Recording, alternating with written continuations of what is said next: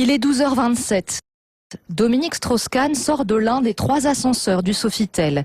Il vient de quitter la suite 2806. Sa valise à roulettes à la main, il se dirige vers la réception pour régler ses formalités de départ. 20 minutes plus tôt, il est supposé avoir agressé sexuellement Nafissatou Diallo, une femme de chambre de 32 ans. Le patron du FMI, visiblement serein sur ces images, patiente pendant que le personnel de l'accueil prépare sa note. Il paye sa facture, puis se dirige vers la sortie d'un pas affirmé. Dans ses premières déclarations, le patron de la police de New York avait évoqué un homme qui tentait de prendre la fuite. Pourtant, Dominique Strauss-Kahn rate son taxi. Pas d'affolement, il en prend un deuxième. Il passe un coup de fil, il appelle sa fille, avec qui il a rendez-vous dans un restaurant situé à proximité du Sofitel. DSK est dans le taxi, il est 12h30.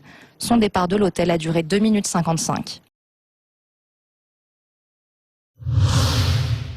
Il est 12h51, soit 45 minutes après son agression supposée par Dominique Strauss-Kahn. La femme de chambre sort de l'ascenseur, accompagnée par l'une de ses responsables et par Derek May, un agent de la sécurité. Cet agent passe un coup de fil depuis la réception à un interlocuteur inconnu. À 12h53, Brian Yearwood, ingénieur en charge de la vidéosurveillance de l'hôtel, sort à son tour de l'ascenseur. 1 minute plus tard, les 2 hommes retrouvent Nafissatou Diallo et sa responsable dans un couloir de service au rez-de-chaussée. Nafissatou Diallo est assise, elle n'est ni prostrée ni en pleurs. 8 minutes d'attente avant que l'un des agents écoute son témoignage. À 13h04, Nafissatou Diallo décrit enfin son agression supposée à un 3e homme, un autre agent de l'hôtel, Adrian Brunch. Il est dans ce local de sécurité, on ne le verra jamais à l'image. Elle fait des grands gestes, se touche la poitrine, elle est agitée et volubile. L'une de ses responsables lui demande de mimer précisément la scène. Les 2 femmes s'engagent dans un jeu de rôle, la victime et l'agresseur. Puis Nafissatou Diallo se retrouve à nouveau seule. Assise, elle attend, elle semble délaissée par les autres membres du personnel. À 13h33, Adrian Brunch compose le 911, il appelle la police. 1505, commissariat. Quel est l'objet de votre appel? Allô, je voudrais signaler une agression sexuelle.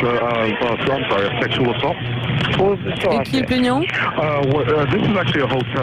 Un hôtel, une femme de chambre a été attaquée par un de nos clients. Il y a combien de temps? Il y a à peu près 30 ou 40 minutes. Agressé sexuellement? Oui. Par un client dans l'hôtel, mais quel est le nom de l'hôtel? Hôtel Sofitel. Vous pouvez répéter? Sofitel. S-O-F-I-T-E-L. Après le coup de fil à la police, les 2 agents de l'hôtel, Derek May et Brian Yearwood, vont s'isoler.